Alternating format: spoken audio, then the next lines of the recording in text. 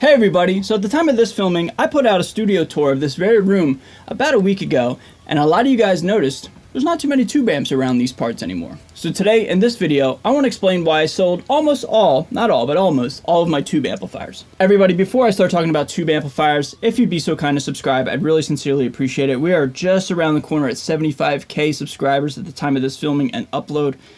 That's amazing. Thank you guys so much for your continued support. So yeah, if you want to help out, I'd really appreciate it, okay? You know, tube amplifiers have certainly been a heated discussion and a topic for debate in the guitar community, give or take over the last 2-3 years, because tube amplifiers, it's called how it is, man. They got a lot of competition on the market right now. Plugins are getting crazy good, modelers are crazy good, and getting relatively affordable anymore. So a really expensive tube amplifier, you know, it might be having a lot of competition on the market. So in preparation for this video, I got a prop, which we'll talk about here in a second. But also, too, I've come up with 3 bullet points as to why I felt compelled to sell a lot of my tube amplifiers. Starting right off, reason number 1 is my own personal exploration and deep dive into tone chasing. Let's pretend like I didn't have a YouTube channel. That'd be terrible. Just pretend. But let's just pretend like I didn't have one, right? I would personally still be going down the tone chasing rabbit hole without the, say, responsibility and pressure of running a YouTube channel. I think almost every single guitar player wants to try as much gear as possible. You just never know what you might come across, what you might stumble upon, and you know, you might find a diamond in the rough, and you just never know with a certain pedal and a certain amplifier and a certain guitar and a certain cabinet and a whole bunch of different, you know, varying different effects maybe. You just never know what type of tone you might come across without even really trying, right? It's a thrill of the hunt. So I feel as though I still have it in me, but when I was buying a bunch of different amplifiers, just, you know, whether I had a YouTube channel or not, I was still trying to figure out, hey, what are my own personal tastes and interests with guitar tones and more specifically high gain amplifiers?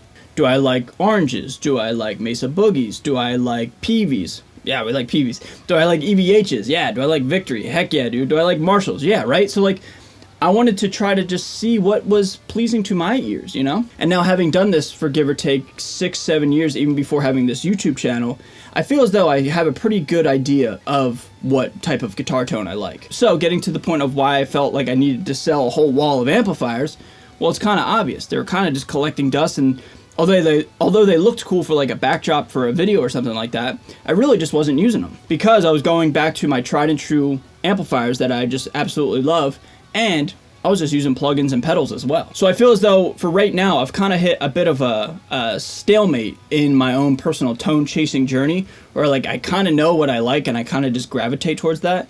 And for right now, at least in my own personal experience, there's really nothing that is really just spiking my interest all that much with a real $2,000 high gain amplifier, you know what I mean? I really don't see the need to buy another high gain amplifier when I already know what kind of tones I want. Does that make sense? Cool. Reason number 2 of why I sold almost all my tube amplifiers is the responsibility to run this YouTube channel. You know, guys, I really don't talk about myself hardly ever, especially in high regards on this channel, but I am really proud at the fact that I've developed a reputation for being kind of like a go-to guy for like an opinion on a high gain amplifier, for example. You and I have built a sort of a relationship, and I'm just so honored and just thankful that you guys even care about my opinions and, you know, want to pick my brain on like what I think about, you know, insert specific amplifier or specific tone. But in order to get to that point, I felt as though I had to do my own R&D with a bunch of different amplifiers, because I know a lot of you guys who have come out to shows or just reached out to me on Instagram, you'll say, hey, what are your opinions on, let's think of an amplifier, like a Diesel Herbert.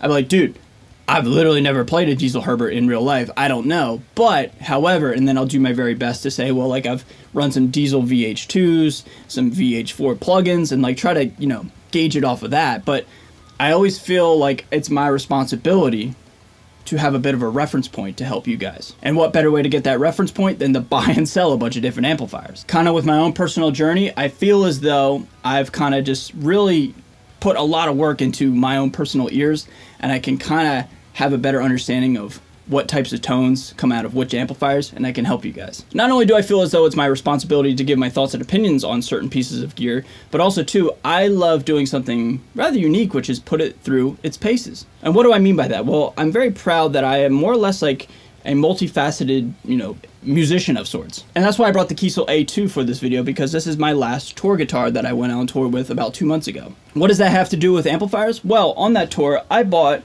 a used Marshall JVM 2-channel 50 watt barely played it for maybe a week and a half, took it out on the road, played it every single night consistently with a band that was playing extremely technical metal that we only rehearsed together as a band maybe 2 or 3 times, and one of their new unreleased songs, the first time we played it live was the first time I ever heard vocals on it. Anyway, I feel as though I can jump in any setting with any piece of gear, with any band, with any amount of strings, all the above, and do my very best to deliver some sort of quality experience and share it with you all. So, in order to do that, I gotta get a bunch of different gear, right? Not to mention with other endeavors with playing live, I've done everything from using pedals live and using the Cab Plus M sim pedal, whatever that thing's called.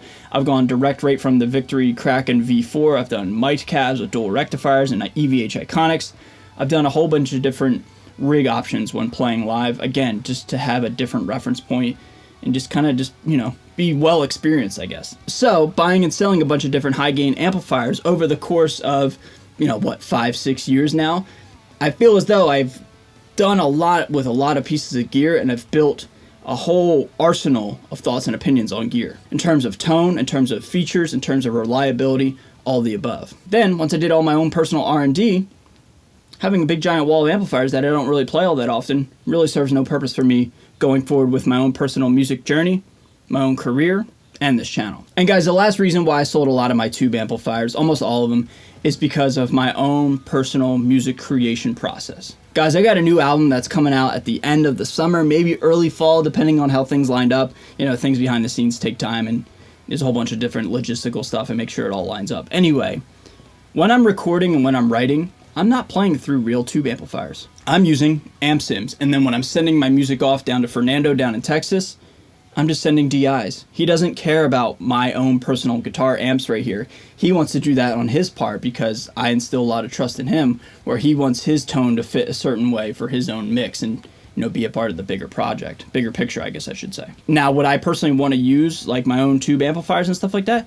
Yeah, sure, right? Like, why wouldn't I? But I've done that in the past with other mix engineers and Fernando, and the results were always better when I just send a DI and the mix engineer mixes the guitar tones how they so choose and how it so fits, okay? How they so choose and how it fits. You know what I'm trying to say. But yeah, I am not using tube amplifiers when recording my own music.